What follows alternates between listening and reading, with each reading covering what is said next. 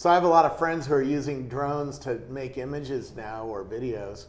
I saw them at Austin at South by Southwest. People were flying drones over the crowds to take video of the bands playing. At the Ritz, there's a guy who uses a DJI drone to take video of wedding parties, and on and on. Well, today we have a sneak peek at something new in the drone space, particularly interesting for people who are going to shoot video and photos, because this thing is gimbaled, and we're going to learn all about what that means right now.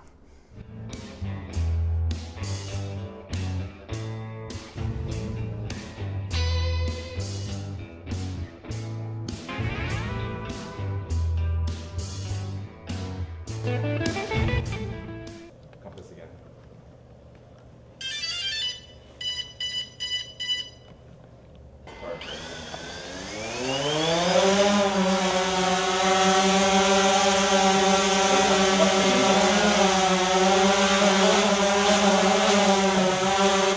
Who are you? I'm Eric Chang. I'm Director of Aerial Imaging at DJI. And I've been a photographer for maybe 15 years now. And that's led me, because of a tech background, basically to the intersection of photography and technology. So I've been in that space for a long time. And now I'm with DJI showing off our newest offering. Yeah, you used to work for Lytro, which is a really cool camera, and I really appreciated my Lytro. Yeah. And now you're playing with drones, Now I'm which are playing a with lot drones. more fun. They are a lot of fun, yeah. Flying things, so drones are fun on multiple levels, right? It's fun to fly things around, and every kid is, when they see a drone, it's like, Daddy, look at the drone, you know? Yeah, there's almost universal appeal. I mean, if you go out and fly one, every kid will run over, but basically every male in the area will certainly come over, along with a good number of non-males, of course. So this is a new product. It's being announced right now at the NAB conference, and the video is going up at the same time. What makes this different? And this is from DJI. This is the new Phantom. Well, tell me what it's called. Sure. This is the Phantom 2 Vision Plus, and it is a quadcopter with an integrated stabilized camera.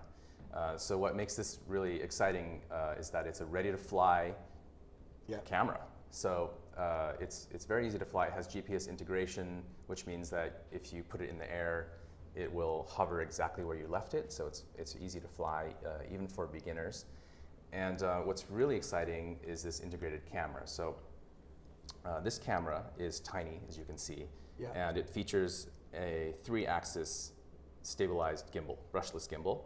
And what that means is if you fly it like a crazy person, or if it gets hit by a gust of wind, you'll see it stabilize itself. You know, the quadcopter will try to stay in the same place, but the camera will stay pointed exactly where you left it. Wow. And so there's little electronic motors here that are doing that gimbal. So it's sensing where the gravity is, and it's keeping it steady, right? Yeah, so there are 3 brushless motors, and they're tiny. You can see them right here, and there's one up here for the yaw axis. Yeah. And there's a sensor on the camera platform inside this housing that says, I would like to be in this position, and the gimbal controller then tells the motors where to go to keep this thing totally stable in real time. So we don't know the price yet on this, right? We don't. By the time this video's out, we will know the price. And it's not that cheap, but it's not that unaffordable either, particularly for a wedding photographer or somebody who's going to be doing professional video of music concerts or news events, stuff like that. Yeah, absolutely. So, I mean, DJI's lower end offerings start at about $400, and right now they go up to $1,200. This should come in somewhere around then, probably a little bit higher because of the integrated gimbal. And the ones that come without cameras are obviously much less expensive. They don't feature smartphone integration, which this one does. But if you're looking for a package that lets you put a camera in the air to shoot video or stills, and also something that lets you see what the camera is seeing in real time, this is basically offers all of those features. Okay. Let's talk about the quality on the camera. What kind of quality are we going to get on video, for instance? So on video, you get full HD at 1080p 30 frames a second. You can also shoot 1080 at 60i, and you can shoot 720p at 60p. So if you want to do slow motion, you can shoot at 720. Okay. You can also adjust things that photographers like to adjust, like sharpness, exposure, these sorts of things, in real time through the app when you're in the air. So that's something that aerial imagers have wanted for a long time. When you're up taking a shot, you don't want to bring the drone back down to do camera adjustment. You really want to just adjust it on the fly. Yeah. So let's say I'm flying this up on my. First of all, does it work with Android or just iPhone right now? Android and iPhone. Android and iPhone. So you get an app on your iPhone or on your Android, and I can see what the camera is seeing. So I can turn it or fly it higher or lower, right, to get the shot I want. Right. So it does a few things. First, it communicates via Wi-Fi, and in the past, that has limited the distance you can fly. But the iPhone or Android device actually talks to this range extender, Yep. which talks to the Vision. And so that gives you a range of about 800 meters. So we're talking half a mile in range in ideal conditions, of course, like a flat plane. And in addition to the first-person view to live view from the camera, you also get telemetry information. So you get battery life, you get number of GPS satellites, so you can monitor how well the drone is talking to GPS, and other things as well. You can tell where it is, and so if let's say you accidentally land somewhere, or you crash, it has a locator, so you can see where it is using Google Maps and go pick it up. We'll talk about flying in a minute. I want to focus first on the camera because I think this is why you're going to buy this particular drone, because there's other drones just to fly around, and Right. and you can get drones now for $200-300, right? They just fly around. You can shoot stills, you said, right? Tell me a little bit about some of the adjustments you can do on stills, and you can even Instagram live from your phone while it's flying, right? Yes, yeah. So if I'm shooting a news event like a fire, a building burning down or something like that, I can actually be shooting live still images and getting those out to Instagram pretty quickly, right? Right, absolutely. So the camera is a 14 megapixel camera. It has, obviously you can change the size of the pictures. Something that photographers are really excited about is integrated Adobe DNG RAW shooting. So you can shoot straight to a DNG file, and these action camera sized cameras in the past have really had issues with like this GoPro. Yeah, like the GoPro, which takes fantastic stills and video, but of course compression has always been an issue. So if you zoom into 100%, you'll see that it's pretty aggressive about how it compresses. And if you shoot in JPEG with any camera this size, including this one, you'll see similar results. But shooting in RAW is great because you get all the exposure latitude and you get all the information the sensor's capturing for post-processing later. Now, if I shoot in RAW, I can't live update to Instagram, can I? Right, so it's just JPEG for that. So if you shoot in JPEG, you can browse all of the pictures and video you've taken from the app at any time, even when it's flying. You can copy them to the phone and then do anything you want with them. Got it. So I can put them on Twitter, Facebook, whatever. Right. Even while it's flying. While it's flying, yeah. Oh, that's cool. I mean, of course, it'll just be hovering there unless you hand it off to someone else to fly. Yeah. Well, and if you're a news team, you probably have 2 or 3 people playing around with these things. So that covers the stills, it covers the video.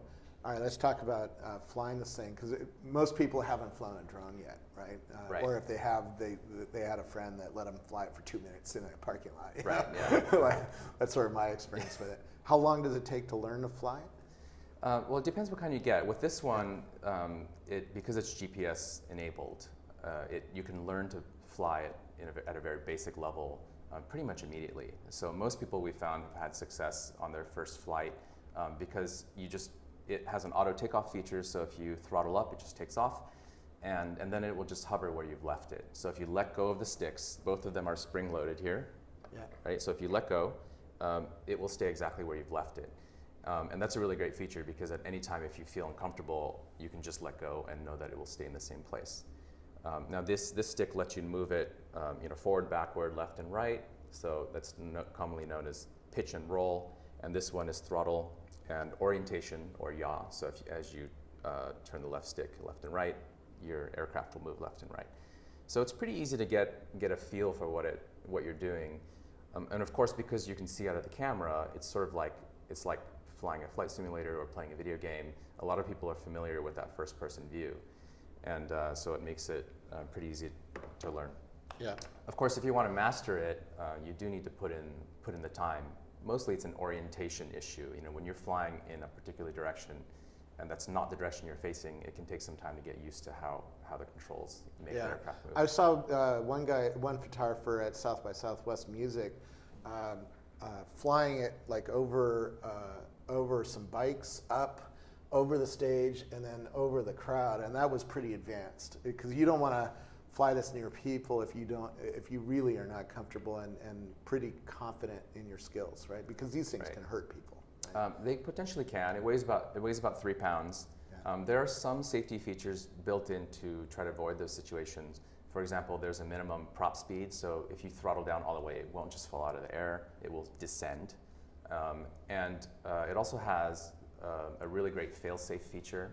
Fail-safe is kind of the hobby word for it, but basically if it loses radio contact, if I turn this radio off, it will notice that it has no radio control, and what it will do is come home to launch point and hover until the battery's low, and then will land itself. So at no point will it just fall out of the sky unless there's actually some physical problem, like something burns out inside, or it's raining, or something like that. Okay. That integration of GPS is really interesting. So if there's a lot of wind and it's pushing your drone off course, it sees that and it can correct itself?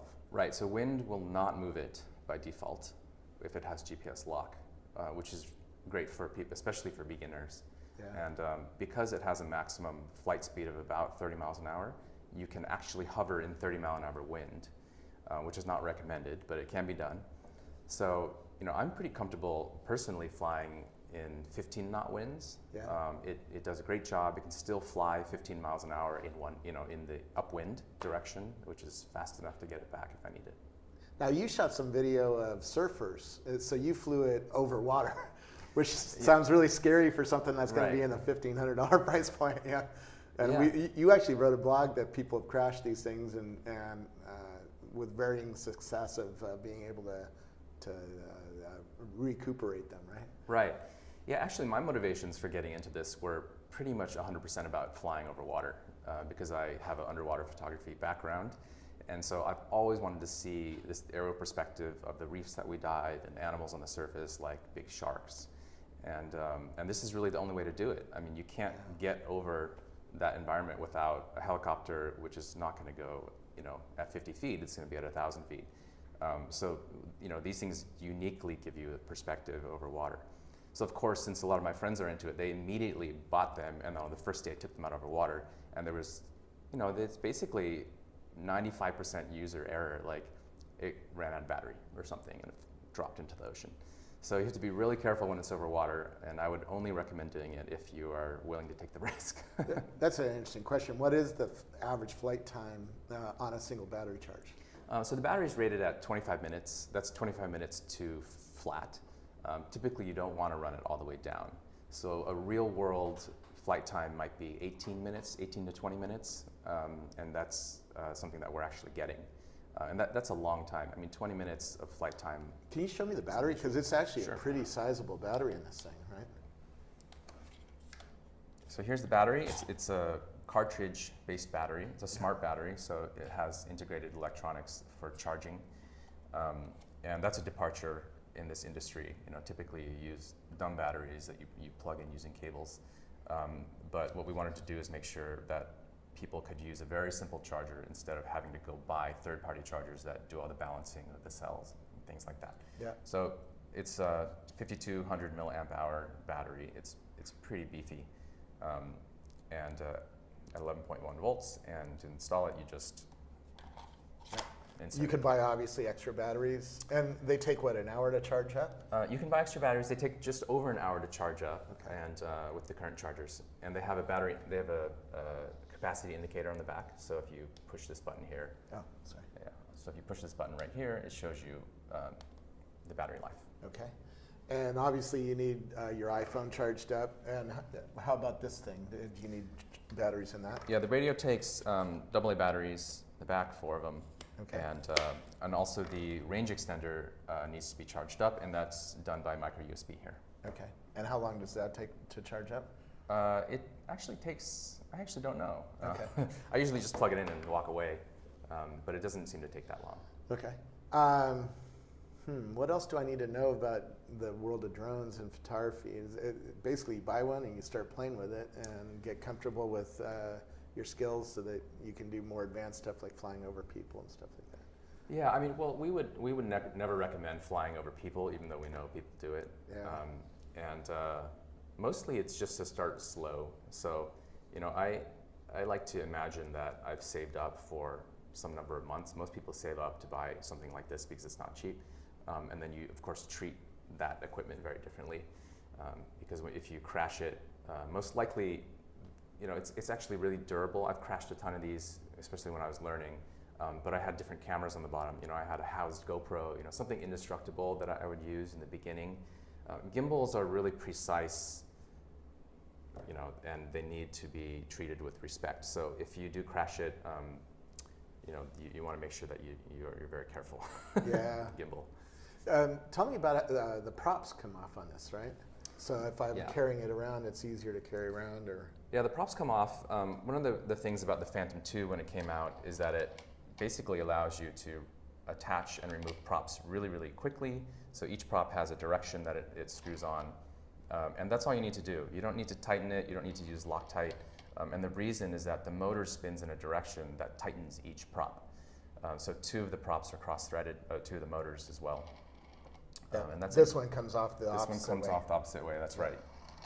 So it just comes off like that. You can put them on in literally 3 seconds. Yeah, that's cool. Very cool.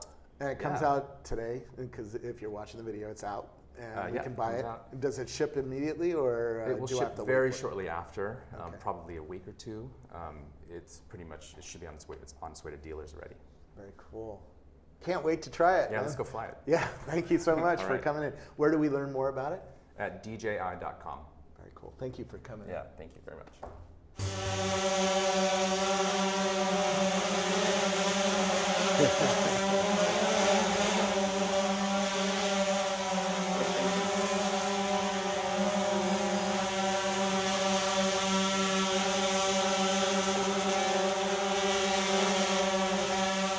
You got to go after Robert.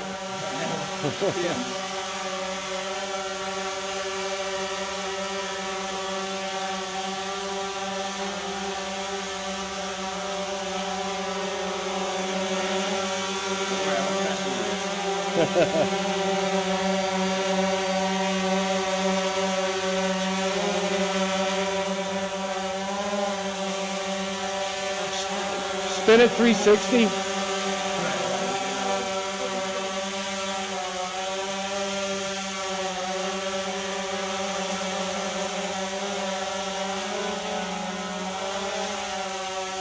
Very cool.